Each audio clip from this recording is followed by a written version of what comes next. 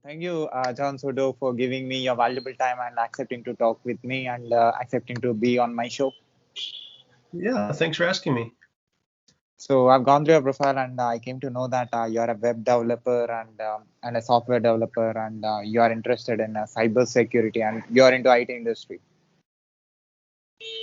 Yeah, I'm definitely still in the stages of getting into the tech industry, but I've done a little bit more on the web development side, and then studying on my spare time for cybersecurity. So I've had an interest in that. So hoping to get into that field in the future also. So before talking about more about you, can you please introduce yourself to my audience and to the world who is watching and listening to you? Yeah, so my name is John Soto. I am originally from the USA. I live in England now. I'm currently doing freelance work for a small company. I've been using Moodle with that, so haven't been able to do as much actual software web development recently, but it's something that's brought in money. And I'm just brushing up on my web development skills on my free time, hoping to get back into that because the contract I'm on now is kind of wrapping up soon. So when you started web development and who inspired you? What made you to come into this software development? So I came into it. So in 2018, I had finished up a bachelor's degree in psychology.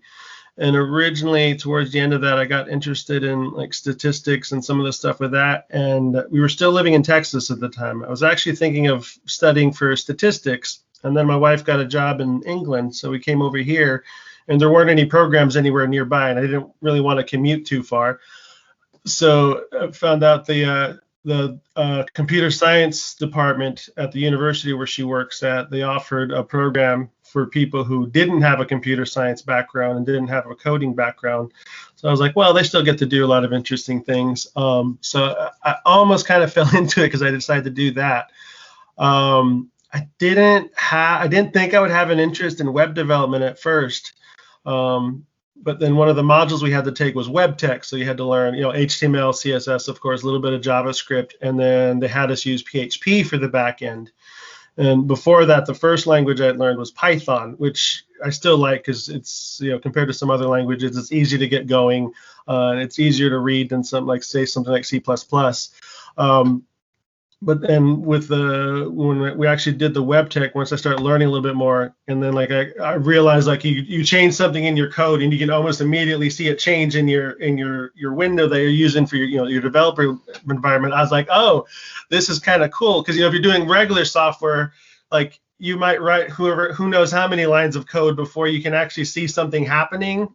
So with web development, like you can actually see results pretty fast. Unless you forget like something and then you're like, why isn't it working? But that's what kind of got me. I was like, okay, I think I might actually like this more than I realized, but just because you can see results. And then there's so many things to learn in web development. So it's like there's just so many interesting avenues. So yeah, that's how I kind of got into it. Do you still remember what you did before what you are doing now? I mean, before coming into coding, you're holding a bachelor's degree in psychology and the life that before coding. Yeah, so I've done a lot of things before I got into coding. So I started that program. I was 38 when I started, so I'd already been in the work field for a while. Like way back when I first left home, I joined the U.S. Army and I worked on radars, the hardware side, doing that. So I'll still tinker with hardware on things. It's actually made it easy now. Like when I want to do upgrades on my laptop, I'm like, oh, this is pretty easy. I've worked on harder things. As far as like the degree in psychology, like originally I thought that's the degree or the like career field I would go down. But for a few reasons, because I was kind of debating which way to go with a career, it's like I still like psychology. Like it's kind of a hobby of mine now. Like I like reading up about it, and it's becoming really useful because a lot of things you learn from psychology just helps you understand yourself better, which can also help you interact with other people. And I think in any career field, the interactions with other people is really important, because you can have great technical skills, but if you can't get along with people, then you're kind of limited. So having that type of background, I think, is still useful because, like I said, it can be really good with interpersonal things. I haven't really used it, having got the bachelor's, and I haven't used the field, but it's not a bad thing to have, I don't think. Hope that answers your question. Yeah, I got you. So Yeah. you said you also worked in U.S. Army. So which is Mhm. more about the physical work, which is not matching with what you're doing now. It it doesn't seem so on the surface, but in some ways it's actually, there's a lot of overlap, because what I was doing, I had to learn how to do troubleshooting. So you had a radar. If it wasn't working, like they taught you how to read the schematics and things like that. And like we don't necessarily read schematics, but like if you're using a software framework, a lot of times you'll have to read the documentation for it. And with the radars, you had to learn how to read the schematics. You had to learn how to read the technical manuals. So it was almost a skill, having to learn to read these, what are usually really boring books, but you have to learn how to navigate them to get the information that you need. And then, just the logical thinking, kind of trying to trace out problems. If something's not working, what is the cause of it, and what's the first thing to check? If that doesn't work, what's the next thing you check? Which I found that sort of mentality, once I learned enough to kind of understand what was going on with webs or software, that type of mentality helps, because when something that's going right, in our case, a lot of times, it's like a joke, but a lot of times it's like a semicolon or something that you misspelled somewhere by mistake. You mistyped one letter and it ruins your code. Is just like freaking out. But just that mentality of like, okay, where is this problem originating from? So in that sense, I think there is still some connection to it. Which I think can be true a lot of times, because I know a lot of people nowadays are transitioning from all sorts of different career fields, but there's things you pick up from any job that can be generalized, and I think you can be surprised at the things you can find you can still apply if you're getting into tech. So before this job, you used to understand the mindsets and understand the emotions of the people and try to fix their uh, uh, their mentality, and it is more about completely the human thing. Now you are into the computer, the machine thing. So how do you compare these two jobs of yourself, and how it is your psychology thing is helping you to understand this computer psychology, human psychology, and computer psychology? Yeah, that's a good question. It's so I guess with the computers itself, it doesn't necessarily feel like there's a lot of application there. I think it really comes into like when you're working with other people, which I haven't. I mean, I've done a little bit, but I haven't like worked in an office environment yet. Partly because when I was starting to look for jobs, like COVID happened, so when I got the job, I've been working from home mostly. But with the psychology, I think a lot of times it's really about bringing that into the computer field. It's really about the interpersonal connection.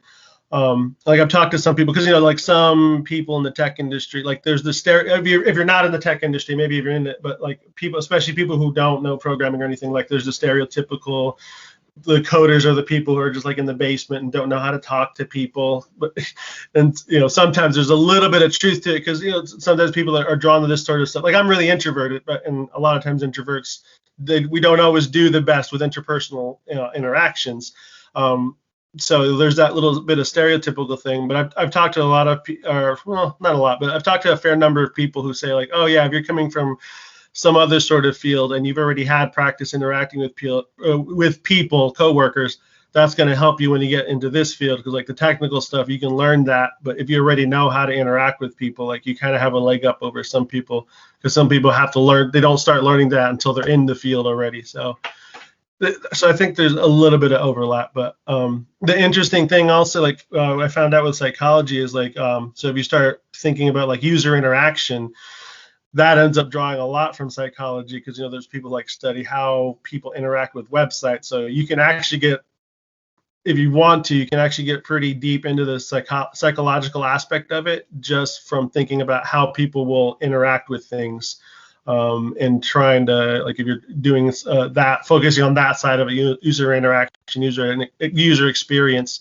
that definitely has a strong psychological component to it. So your previous job, which means which was more about the communication skills and understanding and trying to connect with different people who have different mentalities, right? So how these communications of your previous job is helping you in this present job, this communication skill. You know, I'm a software engineer. I did masters in software engineering and bachelor's in computer science and engineering. So for me, it's not that easy for me to understand the computer psychology or computer coding or computer language, because I was not a great communicator before with a human being. But I'm sure it will be a great advantage for you, uh, because you already have understanding how people interact and how the relations between human beings will be, and what are the plus and minus, negatives and positives happens between human beings, and understand the peak stage of the emotions. As a psychologist, you might have seen people having different problems coming to you, and you giving medicine to them, the mental medicine. So how this all this experience helped you in making tech knowledge or tech content uh, absorbing into your mind? Yeah. I think for as far as like the interpersonal interaction, it's helped me. It's helped me kind of learn to try and see someone else's perspective, because I think a lot of times that's where difficulties can come in. Especially, we even we're using similar language, like they can have slightly different meanings the way two different people use them. And so I try my best in any scenario. I try to my best to get an understanding of what the other person is trying to convey, because the better I understand where they're coming from and what they're trying to tell me, then that gives me a better chance of interacting with that. Um, and then I think that just helps, like even just trying to genuinely listen to someone can make a huge difference versus like just always just trying to get your own point across, which can be an easy thing to fall back into. Um, so I guess having picked up some listening skills has been really helpful for me. And then just the fact that, I'm getting into this a bit older, so if nothing else, I have a lot more practice working with coworkers and things like that. So I've made plenty of mistakes in interactions, but I try to learn from them. So even just having experience from any career field, I think can still be really valuable, because you have the practice of that interaction with coworkers. So I'll ask last question before coming into the tech. So this switching process, how you switched your career from non-technical to tech? Can I say that you converted yourself to emotion to logic? um, that's an interesting. Yeah, I mean, like I said, from the before work doing the like troubleshooting on radars, I'd kind of been trained in the kind of logical type of thinking, and I like digging into technical stuff anyways. So I think it's like it was kind of there. I just hadn't really pursued a job that let me actually like really use that aspect. So getting into tech and learning the code, I've been able to like kind of activate that more than I had before, or at least more than I had for a while. Because like you work on radars, while I was doing that, you're definitely using it. And I hadn't used it for a while. I've been out of the Army for quite a while and hadn't used it. So I think that's kind of like I said, giving me a chance to use that part of my brain again.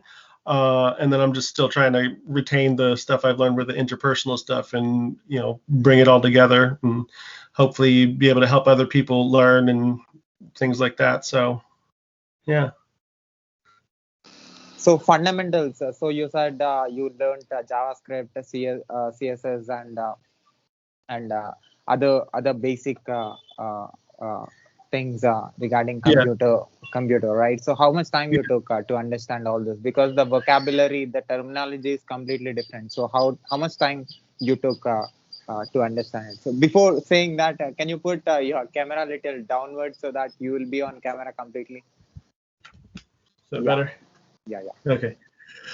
Yeah. So how long did it take me to? So there's two ways I could answer. One way is I'm still understanding some of those things.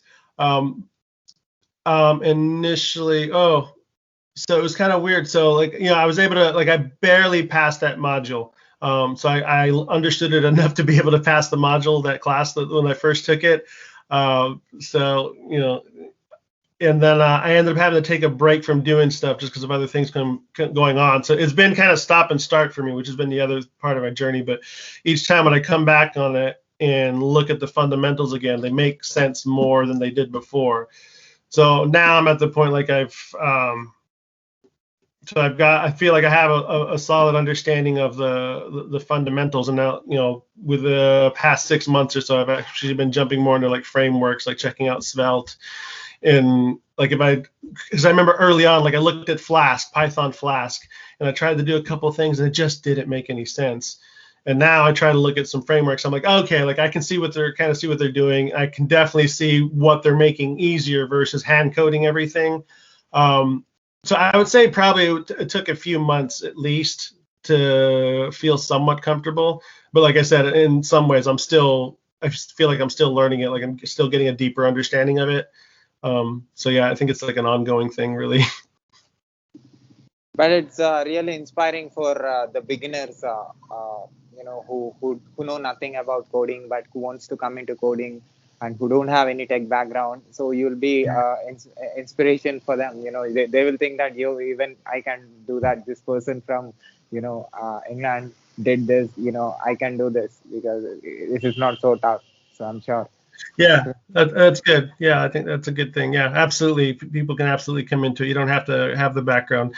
It's different challenges, but as long as you're able to put in the work, you can absolutely learn how to do it. And nowadays, there's so many resources out there, like Twitter and just so many articles and blogs, and you can find people to help you. So yeah, absolutely. If you're coming to it and you don't have a tech background and you're trying to break into it, it's hard work, and sometimes you'll think that you can't do it and you don't know what you're doing, and then you just little by little you add to your knowledge, and then before you know it, you're like, oh, I do kind of know this stuff. So it's worth it. So how many projects you did and what are those projects? So like for school, there was a Python project. It was something like having to do something like with the London Underground, the rail system, like picking travel routes and if certain lines were closed, something like that. And then because there was also modules on like data science, so we had a module for that, doing some basic data analysis. And then there was the web tech project, which was basically making like a social media website, something like Facebook. So we had to do that. So I had a handful of projects we had to do during the course. And then after that, like I did my own website recently. Like I wanted to learn a little bit about React, so I jumped into React and then used Sanity for the back end and a bit of Tailwind for the styling. And then now I'm more focused on that, like doing kind of website projects, so I can start adding them to my portfolio on my personal site. So front end, back end, which one you are more into? That's a tough choice. I think I like front end a little bit more just because, like I said, like the thing that drew me to web development was being able to see the changes. But then again, with some of the frameworks you use, you can still get things going pretty quickly on the back end. I guess I kind of like playing a little bit on both, but if I had to pick, I'd probably lean towards front end at this point. But I still have an interest in the back end. But I just like to be able to see changes. So that's why I like the front end slightly more. So you love the visual aspect, the user interface. I do, yeah. It's just kind of gratifying. Like I said, you change a little bit of code, then you refresh your page, and like, okay, that's what I did. And then, it's not always exactly what you want, but at least you saw something. And then you can be like, okay, let me play with it, change this. Okay, it did this. Okay, so you can see the incremental change. So I really appreciate that. So it's like that rapid feedback, which certain other things you don't have the rapid feedback. You have to put more code in before you can actually see if it's working right or anything, which is fine. I mean that's cool sometimes too, but I just really like the rapid feedback. So you do experiments by putting the codes that you have in your mind just to see what is happening in the front side. Sometimes I will, yeah. Yeah, it depends on what I'm wanting to do. Like simpler stuff, I'll throw something up and just see what it does. And then what I'll also do if I find like an article or which I didn't when I was really new, I wouldn't do this. Like I would only try and follow along with tutorials or articles. And one, I didn't always fully understand what was going on, so it was hard for me to really try and change anything. Now I've got a little bit better of an idea what things are supposed to be happening.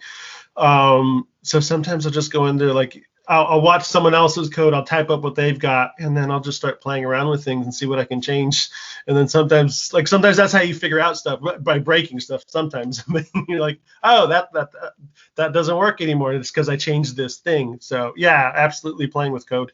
And a lot of people say that like build things and do things with code, and that's how you learn. And like I would hear it, but I didn't really internalize it. Like I didn't really do it, but yeah, when I finally started doing it, actually just even if I start with someone else's code, start changing things and see what happens if I don't know what's going to happen, or like if I think if I change this should happen, and then I know if I'm right, and then if I'm not right, like go figure out why it acted differently than I expected.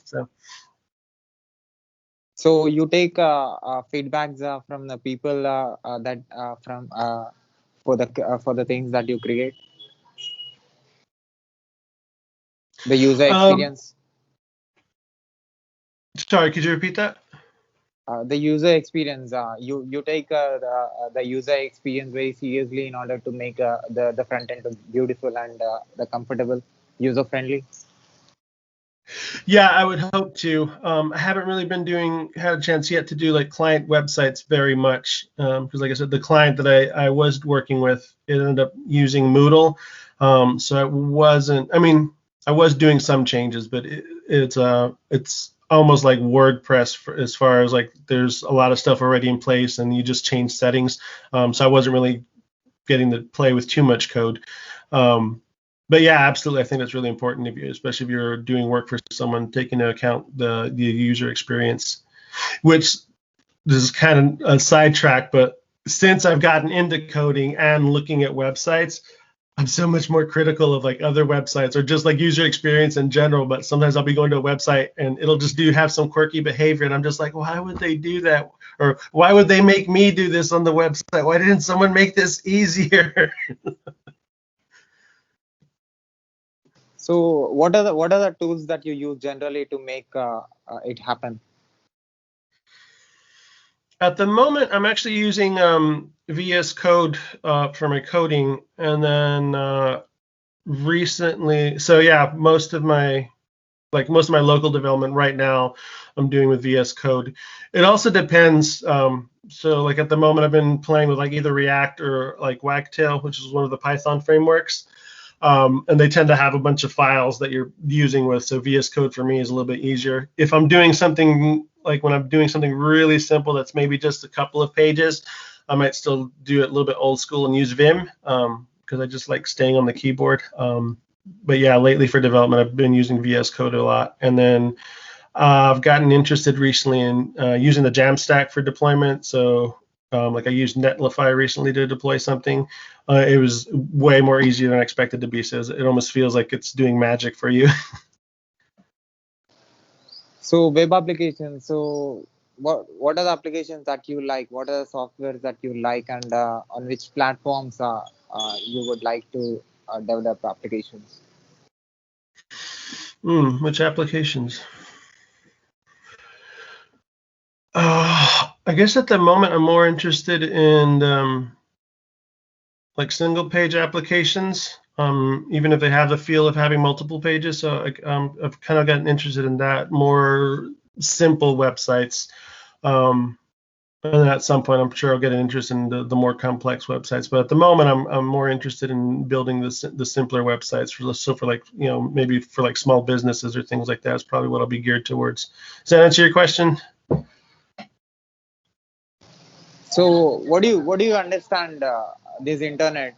There are three levels of internet, and you are building websites which displays in the internet. So by seeing, I'm sure in the research process, you will see a lot of you will go through a lot of stuff in order to make your project look great, right? So in that Mhm. research process, what are the softwares that attracts you, or that makes you think, or from what are the resources that from which you learn a lot? Okay. Um, hmm, that's a good question. I guess at the moment I'm trying, like I'll look at other websites that are kind of similar to what I'm going for and try to see what they've done. At some point, like I keep hearing good things about Figma, which is this app or that's you can use to do the design aspects of things, more focus on the design. So at some point, I'll probably learn a little bit about that just so I can, because the idea with that is you actually kind of set up your design, what you want the site to look like before you start properly coding. So then when you do start coding, you kind of have a goal to work towards. At the moment, I'm kind of going the opposite end. I like kind of throw something up and see what get something going and then style it little by little as I go. I think long run doing something like that, having a design to work from would probably be more effective. So yeah. So you was never into backend. Um, Other than that one project where you had to do, because like I said, you had to do the back end in PHP. I mean, I've done things where there was like simple backends. I just haven't done a whole lot of work in the back end. I wouldn't be opposed to it. Um, when I jumped into Django, it's just some of the things like if you're having to, I'm assuming it's similar even if you're doing your backend in like something like JavaScript or some other language. If you're having to do all the things, so like if you have input fields, you have to like sanitize them, so make sure people can't do SQL attacks for that and all that sort of stuff. So if you're hand coding all of it, that means you have to think about all that stuff and put in the right logic to have the right checks and have the right safety measures in place. Whereas, for example, like if you're using something like Django, someone else has done all the hard work of having all that safety in place, and you just have to make sure you keep your framework up to date. You have to put in the right code, but it's a lot less code that you have to do. So at the moment, I'm kind of liking being able to use something like that where I don't have to think about all of the back end things that could get you. Someone else has done most of the thinking, so I just implement the back end with something, and then I get to focus on the front end. But you have the basic understanding of how the backend works. I think I have the basic understanding. I hope so. Yeah. So are you able to create or are you able to put any functionalities that your client needs or requires? I don't know if I can at the moment, but I'm fairly confident as long as it's doable, I could dig into documentation and look for different tools and whatnot and figure out how to do it. Um, which I think is something I know, like for me, when I first started, I had this image of like software engineers or web developers that they're just, I mean, someone with decades of experience probably can do that. They can probably just, do a lot of it just off the top of their heads, but that's because they have so much experience. But then a lot of it, unless you have like decades of experience, a lot of it is like you have an idea what you want to do, but it doesn't mean you don't have to do research. And I think that was also something I had to learn. Like it's okay to do research, but the more you learn, then you actually figure out what you have to look up to be able to implement something. So like I wouldn't say like right now that I could just like off the fly come up with any solution that any client wanted, but I think I could do the research and figure out how to do it. So I'm sure the previous experience, the psychological aspect in you will definitely help you in understanding the functionalities while you're dealing with the client or the requirements. Mhm. Maybe right. So, what is the functionality that made you think a lot and that you took a lot of time to make it look in the front side? Um, there was something my boss wanted. It was it had to do. I can't remember exactly what it was. It was because the company I work for, they end up using a lot of PDFs, and she had kind of wanted some more interaction with the PDFs. So like if someone they could like kind of download the PDF and like type into it and then save their own version of it, but you want it built on top of the existing PDF. So it was kind of interesting. At some point, I thought I was going to get to do some coding, and I kind of offered a couple of solutions, and then she decided to just stick with the regular PDFs and not give them the option to. So I got to do some research and then didn't get to implement a solution. So, what is your level of understanding when it comes to front end development and web development? You know, I think it's a little bit challenging for me to answer that because, like I said, I started learning about 3 years ago. But sometimes I still feel like a beginner, even though technically I'm not. So I think I actually have a hard time actually gauging what what my understanding is, or what yeah, where I am at as far as experience. Like I said, when I come back to things, I'm like, oh, okay, yeah, that makes sense. And like I remember certain things like were just like made very little sense to me at first, and now I come back to them like, okay, that makes sense. I actually understand that better. Um, I think like understand. I'm pretty confident I understand the bigger principles of how a lot of things work, and the implementation. Like I said, I can research and figure out how to actually implement things. So, why this interest, cybersecurity? Who inspired you, and what made you to connect with this? Oh, the cybersecurity. Yeah, it's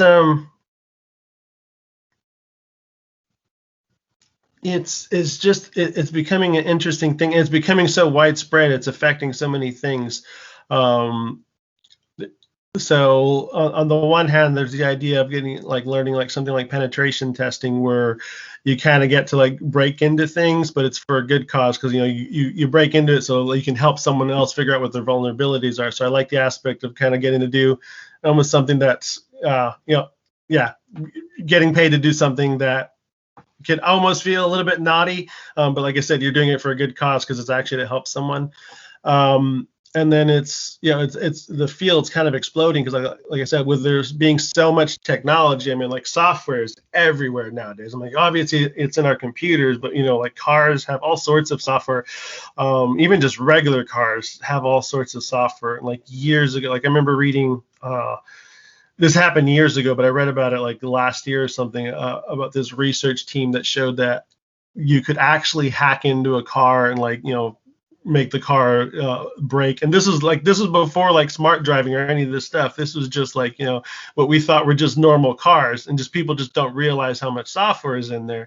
And then like with smart homes, like now there's people adding all these different smart tech, which is cool, and you can do all these cool things with it. But at the same time, you're like adding all these vulnerabilities to like your home network most people without even realizing it. So it's just I don't know. It's interesting, I guess. There's so many other interesting aspects of it, which is kind of funny because, like I say, like front end, I like the immediate feedback, and it almost seems like cybersecurity, you wouldn't necessarily have that immediate feedback depending on what you're doing, but it just seems like there's some really interesting problems to dig into there. So. Have you done any projects or have you tried anything related to cybersecurity? Not yet. I'm studying towards. So the path I'm on right now is I signed up with this company. They have a cybersecurity training path, and so they give you all the training materials.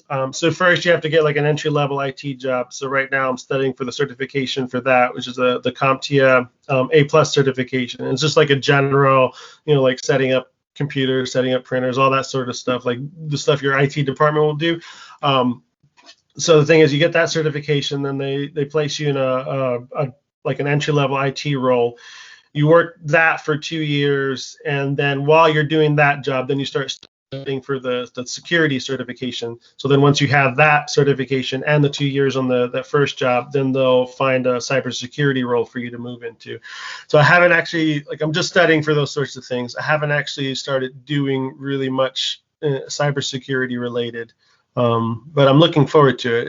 It just seems like there's a lot of interesting things. So, what are the attacks? What are the cyber attacks that you observed, or that you heard, or that you came to know? And what do you do if you become a cyber? If you work in cyber security? Yeah, so like in general, I mean, like just even the news, you keep hearing more and more often about different companies, whether it's like Yahoo or someone else has, having a data breach in, however many thousands or sometimes millions of users' information potentially exposed. So like I said, it's becoming so widespread. And then I was trying to think. And then similar, you'll have like you'll have scams where people are like trying to say that you have to like upgrade your laptop or something like that, and then they end up like gaining access to your stuff, and then basically locking your computer and then demanding payment, which happens with corporations also. So there's all these different aspects to it. As far as what area I would get into, I'm actually not sure because I don't fully know all the different roles. Because like I hear like they have like obviously they have like penetration testers, which that one, I mean, that's one of the ones I know about, and that's where you basically like try to hack into a system, essentially try to break into a system, circumvent their measures. So then you give them a report if you were successful or not, so they have a better understanding of what their vulnerabilities are. So there's those types of roles. So more like offensive roles where you're trying to break into someone else's stuff, obviously with their permission. And then there's also like the defensive roles where you're kind of trying to anticipate what someone might do and kind of fix vulnerabilities before they become an issue. Yeah, and then I think there's other like subfields of cybersecurity that I don't even fully understand yet. So I'm not exactly sure yet what area I'll focus on. I'd probably try to go for like something like pen tester to start with, and then see what else is out there and what catches my interest. Sorry, there's a ice cream truck going by. So yeah. So, are you the same person who was before 38? Because now you are completely into communication with the machines. Because before that, you used to be communicating with human beings. Are you the same person? What do you say? In many ways I am, because I was already like I was really into like sci-fi stuff, so I was kind of a nerd anyways. Although my wife kind of jokes with me now, she's like, you were geeky before, but now you're like super geeky. Because I also, I'll be talking about some computer related thing, and she's just like, okay. She's like, yeah, you're so much more of a geek than you used to be. But yeah, so in some ways I'm the same. It's almost like now I just have way more topics to be interested in and geek out on. So you relate the terminology, the computer language terminology with the language that you speak regularly in order to understand, because I'm sure as a human being you have two sides, yeah, the non-technical and technical. Not everybody will have this experience. Not every technical person will have. They come from completely tech background, most of the people, Yeah. but you have uh, uh, the the the real thing that human needs or human wants, or what happens in between humans, and what exactly that uh, uh, human requirements are. So, is that helpful for you in understanding while writing the computer language in order to display something on the front side, which is your favorite? Um, I hope that it ends up being helpful in that I can make website when we're talking about websites, that I make websites that are actually easy for people to use. So I hope having that experience of interacting with people can remind me that it is a person that's going to be using it ultimately. So I should make something that's pleasant for them to use. Now, does that answer your question? Yeah, I got you. Okay. So, how much you understood about cybersecurity and at the same time software development, the web development? How much aware of you? How much do I understand? I think it's safe to say the cybersecurity at the moment I understand very little. Like I know some broad concepts, but as far as like actually doing work, we don't really know much. Like I know I'm aware of tools. Again, like I could research and figure out some things. I'm just taking my time, but like I know there's tools that anybody get access to do certain types of things. So I have a little bit of an understanding of it.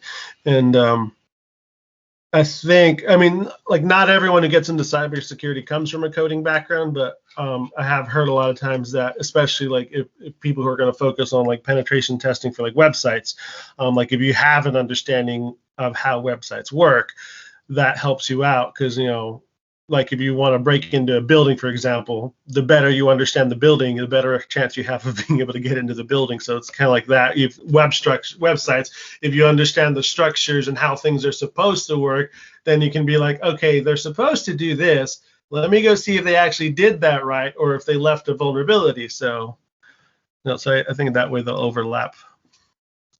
It's amazing. You are able to understand the technology very easily.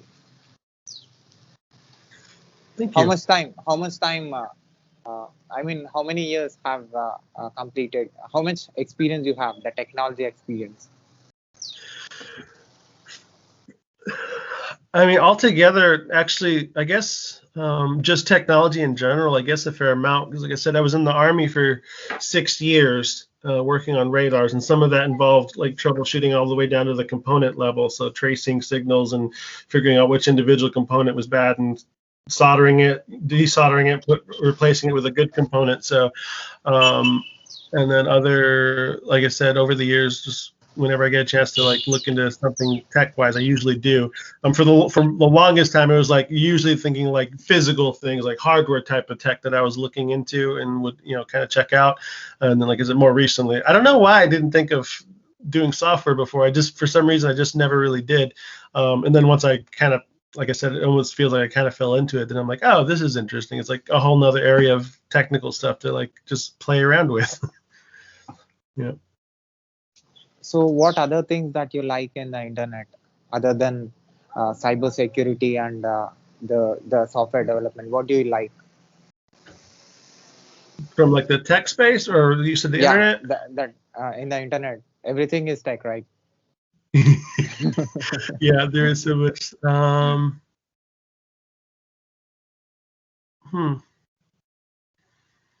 Do you still mean like just general interest or just anything else tech related? Sorry. Like social networks or Oh, anything. okay. Yeah, any content. Right. Okay. So content.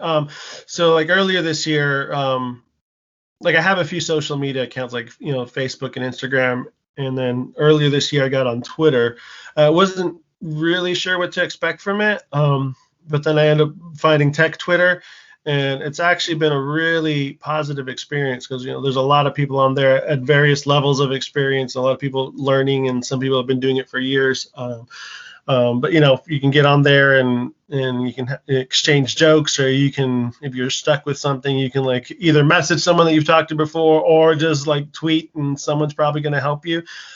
So as far as like platforms or community, as I've been surprised that Twitter has been a really good source of community, which I would actually recommend if anyone's like new and just starting to learn programming, or whether it's web or some other aspect of it. And if they're not already on Twitter, I definitely recommend getting on Twitter and just checking out Tech Twitter, because there's all sorts of like I said, there's all sorts of helpful stuff on there, and really helpful people. Um, and then like just tech stuff, like Hashnode, there's like usually plenty of blogs about whatever interest you have in tech. You go on Hashnode or like Dev2, you can find articles, whether it's walkthroughs or just explanations, or so you can find lots of resources on places like that too. So, as a web developer, what do you say about the softwares that are creating impact in the internet, and also the impact that is creating in the human beings? Because you came from the psychology background, I'm sure you will understand better. Mhm. Yeah, so the impacting human beings is an interesting one. So especially like speaking of social media, I'm not familiar as much with Twitter, but like I know it's been more well known. Like with Facebook, I mean, they're basically the way they make money is from the advertising that they're done on there. And I've read things where they won't use this sort of language, but they'll talk about like getting people to stay engaged with the platform for longer. And basically, what they've ended up doing is making it more addictive because, like, if you're addicted to it, you'll use it more. They'll make more money. So that's an interesting aspect of one area where technology is impacting people. And it's a tricky thing because, like I just talked about Twitter, it can genuinely be a source of good community, and yet at the same time, if you don't maintain healthy boundaries with technology, it can end up being a hindrance on your life in general because you can end up spending too much time on it. And like I've read about some studies where people who have excess of a certain amount of social media engagement, they end up having like additional anxiety or other negative side effects. And then, like I said, it's tricky because a lot of us are aware that maybe we don't have the best boundaries with technology, but because it has become so addictive, it can be really challenging to step away from it. So that's one impact. But then another impact, the exchange of knowledge. So obviously, like community aspect, but then just different sorts of things going on in the world. People are able to share knowledge that they weren't able to before, and I think there's the potential. Like if you look at like some of the political scenarios, I think there's a potential of people actually being able to make more of an impact and hopefully be making positive changes because we have these platforms where you can amplify voices. Of course, that comes with a dark side because you can amplify positive things, but that also means negative things can be amplified. So it's a really complex thing. And yeah, humans weren't exactly designed for the way we can interact with technology now. So it's something we all have to learn to navigate. But yeah, that's an interesting problem in its own.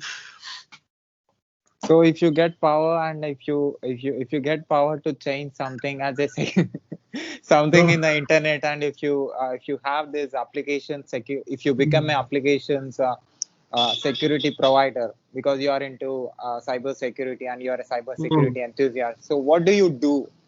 You got the power, and you can put some firewalls, you can put some restrictions in the internet. This should not be done, this is wrong. So do you have anything that generally in your mind that you wanted to the control, parental control, or any kind of control that will be helpful for the planet? It will be beneficial. Ooh. Oh, that's a big question. The first thing that comes to mind, though, as far as like say limitations, is they don't do this by default in the U.S. No, the U.S. is a big place. I'm not aware. There might be some states to do it. I'm not aware of this being done as a normal practice in the U.S. But I found out in the U.K. and I don't know how long they've been doing this, but like in the UK, what they do now is they kind of filter any sites that might be adult or basically anything that would be inappropriate for a child.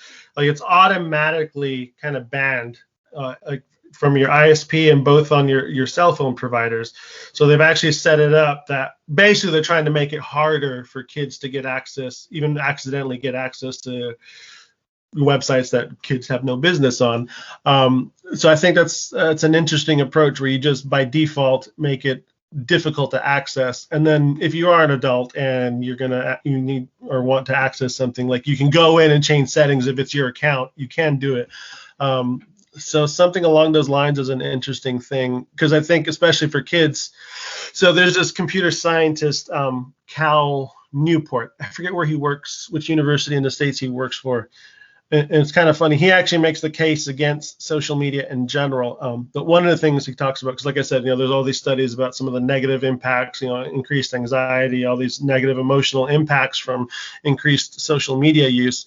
And so like he makes the case, like he's like, with your kids, you wouldn't like give them easy access to like a liquor cabinet. You wouldn't just leave it out in the open so they can just go drink whenever they want to. You'd put restrictions on it.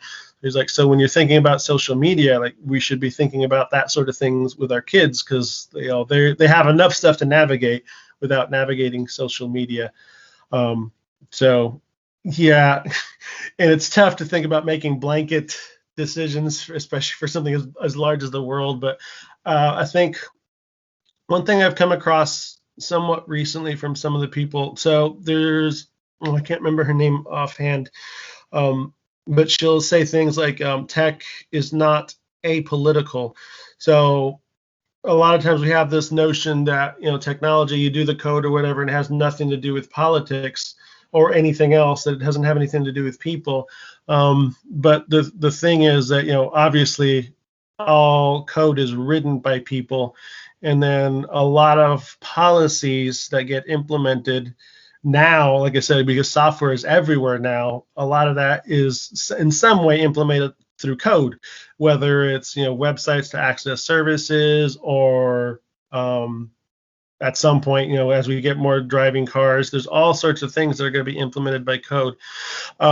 So one of the things she says that I really appreciated is that she says the focus should always be on prioritizing the most vulnerable. So if I was going to make some sort of blanket change, if I could, it would be something along those lines, to take the time and do the work to figure out who the most vulnerable people are, and to do the things that are best for them, which is a really hard thing to figure out. But I mean, I think a lot of things would get better if more of us had that type of mind frame, focusing on the people that are most vulnerable.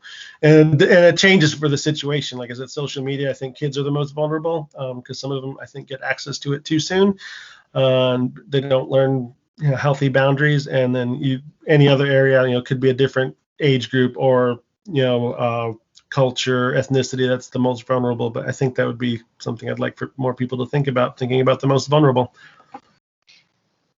So you lived in US before, and now you're living in UK, England. Mm-hmm. So you changed the place. I'm sure the experiences that you had was different from what you are having now. So what is the difference that you are observing? The people that you are interacting today are different. So how is this experience? This is non-technical question.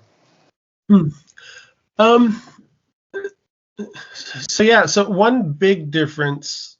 So it's kind of funny. In some ways, there's a lot of similarities between the UK and the US. I think probably the biggest difference, as far as people, is that Americans have a really super individualized perspective, and our default is to think about ourselves first and what we want first, which I'm not saying. I mean, sometimes that's good, but a lot of times it's not. I'm saying that as an American. And I think the UK, there tends to be more of a focus on how something is going to impact more people. Like there's still a bit of individualism here. I'm not saying it's not, but it's definitely not to the level of back home. So there's a little bit more, like I said, a little bit more focused on the community in some senses. And I mean, I think, a little bit of experience with other parts, like other countries are even more community focused, as far as like some parts of the world, they'll think about the greater number of people before they think about themselves. Like the default is the opposite of America. But like, yeah, I think Americans we're probably the ones who are the most individualistic, I think. So yeah, that's one big difference to me from back home and living here, which I actually appreciate, living somewhere where it's less individualistic. Awesome. So what you are going to do, and what you want to do, and how much you want to contribute to this tech world, and because you stepped into this and you are learning a lot of things, and you have experience already. And tell me about your contribution to this planet as a tech person.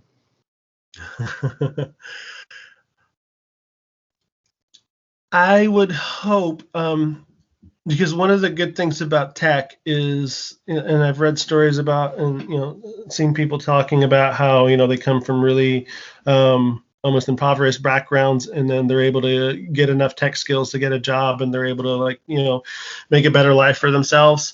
So I'm hoping at some point I could actually help more people do something like that, whether it's connecting them with the right resources or even actively teaching them.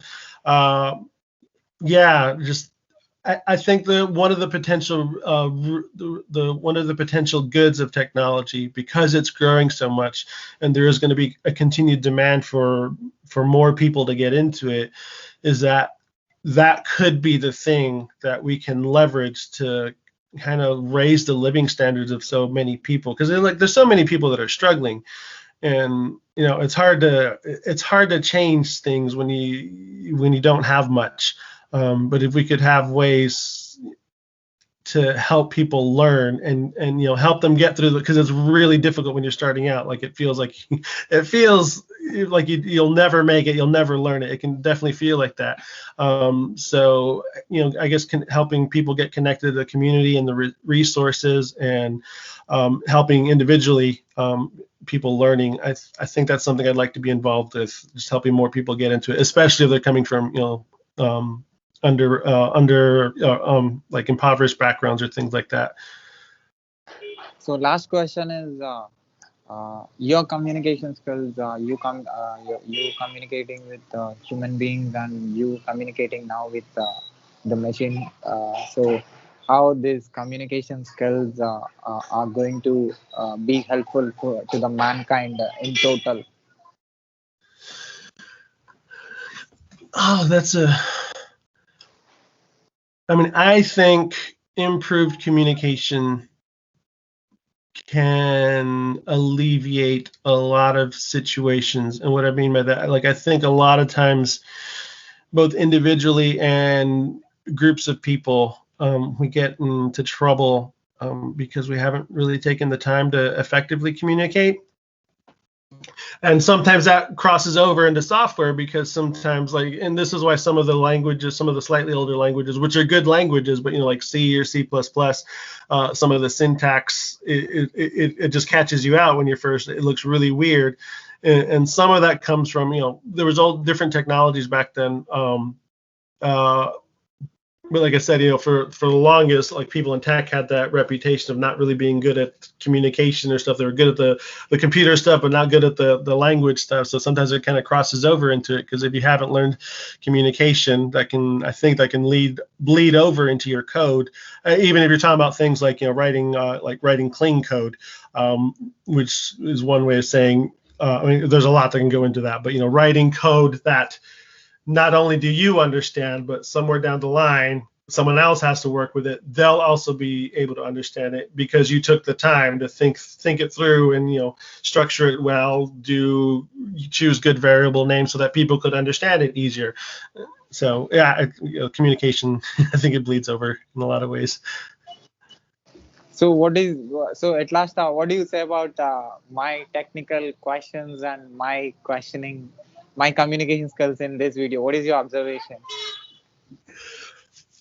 You ask good questions. Yeah, and your communication skills. I think your communication skills are good. I think you've picked up on you picked up on my background, and you've thought of the questions you've thought of. Actually, some of the things I haven't actually actively thought of. So it's actually helped me self-reflect also. So yeah, it's really neat the way you've picked up on things that I've mentioned in the background, and then you ask questions. How does this connect to this? And some of it, I was like, oh, I hadn't even thought about that. So yeah, that's really good. I think that's helpful, because I think you can help people reflect better about their experiences, and maybe discover some things about themselves that they hadn't thought about before. So yeah, that's great. And what do you say about my videos on YouTube? Have you seen any videos of mine? No, I haven't seen them yet. I will check some out. I like when you sent me the request or the follow earlier. That was the first time I came across you. But I saw your channel. I just haven't had a chance to watch any. But yeah, I'll check some out for sure. So I did more than 500 plus interviews, and I did who are from different professions and who are from different countries, who have Okay. completely different backgrounds, like police officer, doctors, nurse, authors. I came from tech background. That is not my subject. Just this curiosity, how you have curiosity, how you have interest on cyber security. That interest, I have this Yeah. madness about how to understand about what people from different parts of the world are doing, some Okay. being in some profession, what their Yeah. experiences, what their Yeah. experiences are. Just that interest made me to start this communication medium, this YouTube channel and this podcast, and Yeah. try to know what they are thinking about different things. So that actually made me to understand. I think I'm sure as a psychologist, you know how people think and what happens in different people's lives in your big Right. experience you might have seen. So, but this is just 1 year of my experience that I did. So I understood about a lot of perspectives, a lot of, Yeah. like you said, user experience. When it comes to the front end development, it is very important for us to, as a front end developer, as a software developer, we need to know what people think about this design of ours. How Yeah. good they are able to use it, how easy it is, how user friendly it is. So it's Hmm. very important for us to take the feedback so that we can make so many changes in order to make it connect with a large number of people and Yeah. reach a large number of users. So that is when we Yeah. call as the great designers, the front or the back end. Right. Yeah. Yeah. I like that. So that is why the reason I just wanted to know what people think about different things, so that if I become a software developer, if I work in a front end, I am not working now. If I work Yeah. in a company, just I want to Yeah. uh, uh, put these functionalities that people are, said to me, who are from Yeah. different Yeah. professions, because Yeah. users are from different professions, right? Not every Yeah. person who is using it from tech background. So it is Yeah. very Exactly. important for me to know what their requirement is, how the way they look at things, so that made me to communicate and connect with different country people. And I'm sure when you have time, I know you are you're a very busy person. If you have time, try to Yeah. watch my videos on, or you can also listen to my podcast. I have podcasts Yeah. everywhere. Yeah. So you will Yeah. I'll see check like those. completely. It is a forest where you'll find all the animals. Right. That must be a really good learning experience for you too, getting to talk to people from so many different professions and different parts of the world. So, what do you say about this observation? Because I want your observation, because you worked as a psychologist. You might have seen a lot of people coming to you and telling about different things, and you trying to fix the errors like you're fixing now, the computer. So what do you say about me talking with completely random and different people? I mean, I think that's a great way to broaden your experience. I mean, I almost kind of wish more people would do things like that. I mean, like for me, it was really good being in the army because I had to, I went on a couple of deployments, so that let me experience different cultures. And that was what got me started realizing that, there was this whole world outside of American culture. And there was just very different ways of thinking about just how to live and what the world meant, and that was okay. Like I grew up in one culture and that's what it was. Like I'm not, in some ways I'm not the typical American because I'm not like super pro America necessarily. Like, every country has its pros and cons, and some have more flaws than others, and we have a lot, I think. But I think that's one. I mean, I think it's sad that so many people end up staying both geographically and intellectually. They just stay basically where they grew up, and they just like whatever was handed to them as far as perspectives. And sometimes you don't have a choice. That that is what it is. But like if you have the opportunity to experience other things, like absolutely people should do it. Which nowadays like it's so much easier to do because once upon a time, if you wanted to experience another culture, you had to like get on a plane, and that was the only way to do it. But like now we can do things like this. So yeah, I think that's great that you're doing that. So I'm sure because of you, this the users, the users of the websites that you design, and also the people who are going to communicate with you verbally in human language, I'm sure they are going to get affected positively, and I'm sure your contribution to this planet until the day you be alive, I'm sure it is going to be positive. I appreciate that. I feel the same way about you. I think you're going to continue to do lots of good things. I bet you end up connecting a lot of people too, all the people you meet. Yeah, I Yeah. will try. I don't know whether I can do it, but I will try. You'll be surprised what you end up doing, I'm sure. But yeah, man, keep it up. It's been great chatting with you. Thanks for inviting me.